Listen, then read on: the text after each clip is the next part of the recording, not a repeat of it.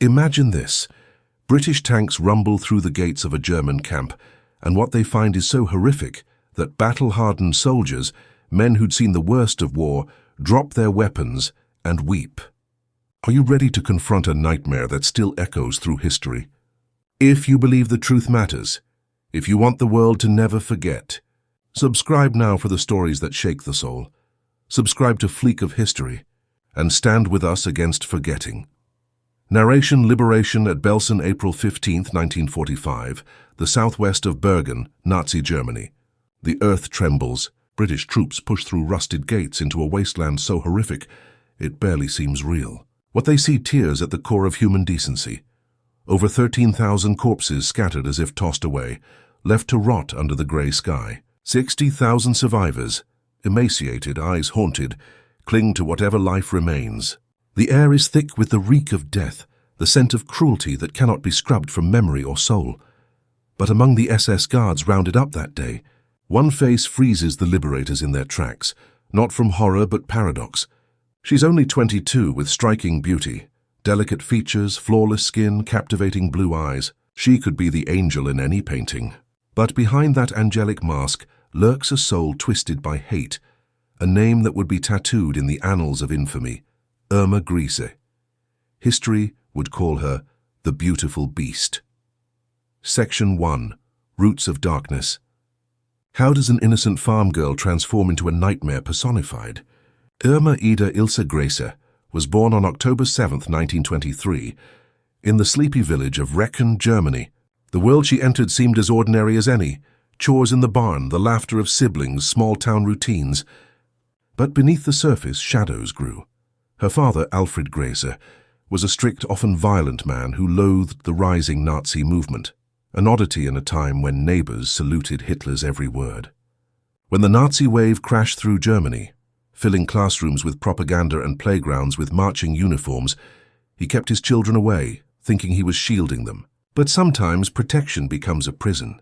A young Irma felt held back, isolated, and out of place in a world swirling with dangerous new ideologies. Then trauma shattered that fragile world. At age 13, Irma's mother, devastated by her husband's betrayal, took her own life.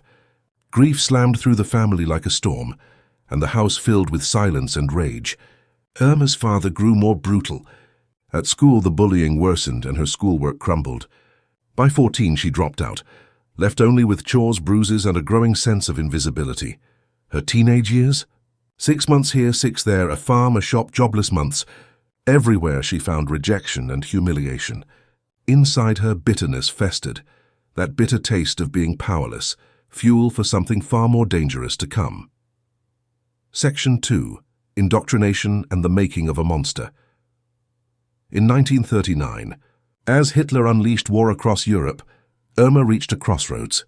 Just a lost girl looking for meaning, she stumbled into a world built on cruelty. Irma found work at the Hohenleichen Sanatorium, a bland title for a facility where mercy was in short supply. The head doctor, Dr. Karl Klauberg, was already infamous, endorsed by Himmler himself. Experiments here were nothing short of torture disguised as science. Irma, just a teenager, was increasingly involved. Not a mere witness, but an accomplice, aiding in treatments that blurred the line between healing and horror. For 2 years, she breathed an air where suffering was routine, cruelty normal. Her compassion, if she ever had any, eroded with every shift. With only a skeletal education and no future as a nurse, she was cast out, a failed dream. The taste of power she'd sampled turned to rage as she churned butter on a cow farm. But Nazi Germany, ever hungry for executioners, opened a new path. By age 17, Irma Grese answered the call of the SS. She was swept into the auxiliary service, soon arriving at Ravensbrück, the infamous women's concentration camp, a true slaughterhouse in disguise. Section 3. Learning to hate at Ravensbrück. Ravensbrück wasn't just a camp, it was a crucible, forging darkness out of desperation. Over 130,000 women would be processed here, 92,000 never left alive. For Irma, it was an education in authority and brutality. Under the sadistic Dorothea Binns, new guards learned one lesson: extract labor until death and then extract more. For a girl who'd known humiliation and impotence, this was intoxicating. Authority was hers, backed by terror enforced by whips. She reveled in it. Her transformation was rapid and chilling. Her voice became a barked order. Her willow-thin hands found purpose in cruelty. The bullied girl was gone. In her place, a creature who glittered with the power to destroy. Irma's rise was swift. Soon she assisted once again in unthinkable medical experiments, this time on living. Breathing women, broken bones, deliberate infection, amputations, all supervised by Dr. Kloberg. If early on she seemed a reluctant bystander, now she thrived on horror, watching suffering with a gaze of excitement. She was only 18, Section 4, the beautiful beast of Auschwitz. By 1943, Irma Grese took her final steps into infamy. Orders transferred her to Auschwitz-Birkenau, the ultimate engine of extermination. Within its labyrinth of barbed wire, the industrial machinery of genocide ground on day and night, column after column of humanity disappearing into smoke and ash. Here, Irma soared. Free to indulge her every depraved whim, admired by her superiors, feared by tens of thousands. Prisoners called her the beautiful beast. Survivors described her almost ethereally beautiful. But that beauty, in this place, was a pitiless weapon. Her favorite tool was a lightweight, cellophane-plated whip, impossibly easy to clean when stained with blood. She lashed it across faces and limbs for pleasure, not punishment. If the notorious Dr. Joseph Mengele played God in the selection process, Irma became his shadow, strutting through crowds, her eyes coldly scanning, deciding like some nightmarish Venus who lived, who perished. Her cruelty defied boundaries. She beat inmates mercilessly, forced women to stand for hours with stones above their heads, and ran punishment drills until the weakest collapsed. Jealousy only sharpened her evil. If a prisoner happened to be beautiful, Irma sent her to death out of spite. No one could compete for attention, even for a moment. With 2 half-starved dogs at her side, she unleashed them on anyone who stumbled, watching bodies torn apart with a chilling fascination. Power corrupted, but with Irma it twisted into something diabolical and almost theatrical. Section 5. Depravity, Vanity, and the Mask of Beauty. Behind the uniform and whip, Irma Grese nursed bizarre ambitions. Obsessed with her looks, she spent hours styling her blonde hair, polishing boots, and gazing at herself in camp mirrors. While thousands perished of hunger, she fussed over rouge and appearance. It was as if the death camp was her personal stage, a place to demand awe, fear, and adoration. Her associations and exploits grew notorious. There were rumors of affairs, not just with staff or SS officers, but with prisoners themselves, intimacy as another form of domination, always transactional. Those who caught her attention rarely survived it for long. As a favorite, you might last a little longer, but you'd live in terror knowing boredom or jealousy could sign your death warrant in an instant. What's even more chilling? She dreamed openly not of justice, not of redemption, but of fame. She thought herself destined to be a film star, believing her beauty would outshine her infamy. An actress in her own twisted fantasy, never a butcher. Section 6. The Final Fall from Dominance to Judgment. By 1945, the Nazi regime was collapsing. As the Red Army advanced, Auschwitz descended into a new hell, forced death marches through winter, with Irma stalking the columns, whip and dogs ever present, driving weakened captives through snow and ice. Most never finished the journey. Transferred to Bergen-Belsen, she witnessed and participated in the apocalyptic final weeks, overflowing barracks, plague and starvation dead stacked in heaps, survivors without blankets or hope. Yet Irma's sadism didn't falter. She beat dying women, forced them through exercises, and violently punished even minor infractions, down to smashing the heads of sisters for stealing potato peels. Liberation came quickly, and so too justice. Irma Grese was captured by British troops within days. Questioned about her acts, she showed no remorse.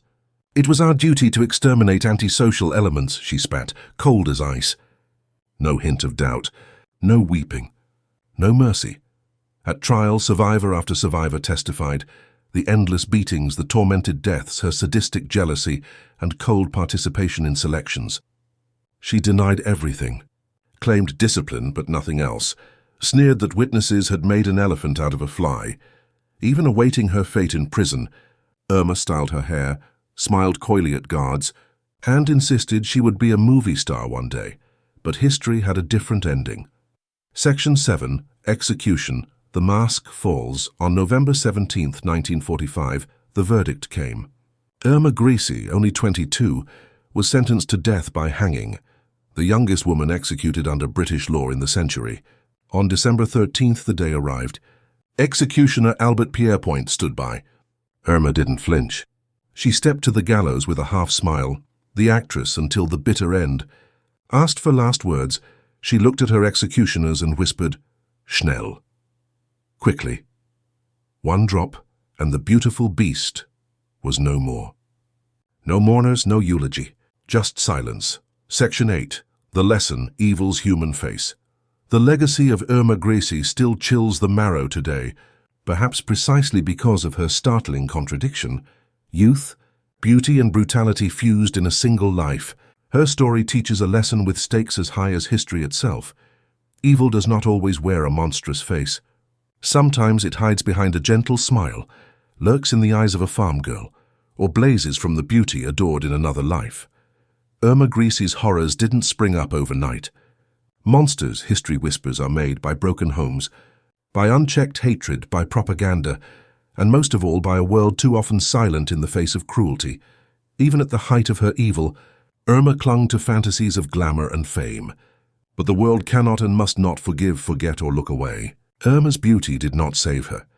Her dreams died on the gallows. The victims she tormented, faces lost to statistics and silence, deserved love, life, and tomorrow. Conclusion and final call to action. What is the warning in Irma Grese's life? It's stark, uncomfortable, and more urgent than ever. Evil hides sometimes in the guise of the ordinary, the charming, the beautiful. History proves it can re-emerge whenever justice sleeps. So let's do our part. Never forget the faces behind the numbers.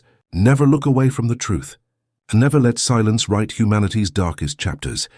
If you believe in history's power to warn, to teach and to remember, subscribe to Fleek of History, because we shine light in the darkest corners, and together we ensure the world never forgets.